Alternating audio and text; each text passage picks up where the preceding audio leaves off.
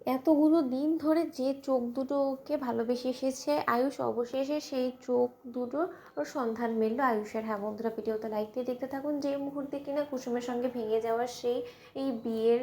সেই ছেলেটার পেছন করতে করতে আয়ুষ যখন কিনা তার অব্দি পৌঁছে যায় এবং তাকে দেখা মাত্রই যখন কিনা আয়ুষের মুখের উপরে সেই ছেলেটা দরজা লাগিয়ে দেয় এবং তারপর থেকে আয়ুষ যখন বলতে থাকে যে আমার কাছ থেকে আজকে মুখ লুকিয়ে তুমি কোনো কিছু উদ্ধার করতে পারবে না, তার কারণ আজকে আমি আমার প্রশ্নের উত্তর না নিয়ে এখান থেকে কোথাও যাবো না। তুমি ভেবো না, আমি তোমাকে এটা কোনোভাবেই জিজ্ঞেস করবো না যে তুমি কেন বিয়ের আসর ছেড়ে কুসুমকে বিয়ের আসরে ফেলে রেখে চলে গিয়েছিলে। আমি এখানে রীতিমতো এসেছি আমার মনের মধ্যে একটা বড় রকমের ঝড় চলছে, সেই ঝড়ের সন্ধান খোঁজার জন্য। ঠিক সেই মুহূর্তে সেই ছেলেটা যখন ভেতর থেকে বারবার করে বলতে থাকে যে হঠাৎ করে আয়ুষ স্যার এখানে কি মনে করে এতদিন বাদে তার যদি সত্যিকার অর্থে এই কুসুমকে কেন আমি বিয়ের মণ্ডপে রেখে উঠে গিয়েছিলাম সেই উত্তরটাই জানার হতো, তাহলে তো এতদিনও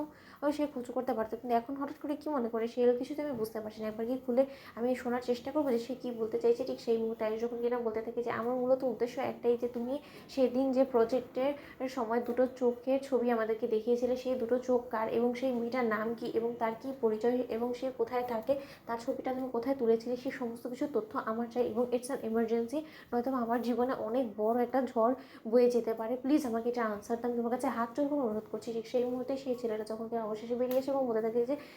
আয়ুষ স্যার এরকম করে আপনি হাত জোর করবেন না আমার সামনে, আপনি আমাদের মালিকপক্ষ এবং আপনি এরকম করে আমার কাছে হাত জোর করলে আমার সেটা মোটেও দেখতে ভালো লাগে না। আপনি জানতে চান তো যে সেই চোখ দুটো ঠিক কার, তাহলে আপনি শুনুন, সেই দুটো চোখ যার সেই মানুষটা আপনাদের বাড়িতে উপস্থিত আছে এবং সে আর কেউ না, সে হলো গিয়ে কুসুম সরকার। হ্যাঁ স্যার, আমি যখন কিনা সেদিন চন্দননগরে এসেছিলাম প্রথমবারের মতন ছবি তোলার জন্য, ঠিক সেই মুহূর্তে আমি মন্দিরে যাই আপনাদের ওখানে প্রজেক্ট দেওয়ার আগে এবং তখনই আমার কুসুমের উপরে গিয়ে নজর পড়ে এবং কুসুম সেখানে ফুল তুলছিল। ফুল তুলে ও পুজো দেওয়ার জন্য মন্দিরে গিয়েছিল এবং সেই মন্দিরেই ওর ছবিগুলো আমি তুলি এবং সেখান থেকে আমি ওই দুটো চোখকে এডিটিংয়ের মাধ্যমে এডিট করে আমি আমাদের প্রজেক্টের জন্য ব্যবহার করি এবং সেই সম্পর্কে কুসুম এখনও পর্যন্ত জানে না, কিন্তু আমি জানি যে সেই দুটো চোখ আর কারো না, কুসুমের। ঠিক সেই মুহূর্তে আয়ুষ যখন বলতে দেখেছে তার মানে আমি কুসুমকে এতদিনে ভালোবেসে ফেলেছি এবং ও আমার চোখের সামনে ছিল, অথচ আমি সেই মানুষটাকে চিনতেও পারিনি। ঠিক সেই মুহূর্তে যখন কিনা সেই ছেলেটা বলতে থাকে যে শুধু যে আপনি কুসুমকে ভালোবেসেছেন, ওর দুটো চোখকে ভালোবেসেছেন সেরকমটা কিন্তু নয়, কুসুম রীতিমতো আপনাকে পাগলের মতন ভালোবাসে এবং তার প্রমাণ একটাই যে সে আজও আপনার নামে সিঁথিতে প্রতিনিয়ত সিঁদুর পড়ে থাকে, আপনার মঙ্গল কামনা করে হাতে নোয়া বাঁধানো পড়ে থাকে এবং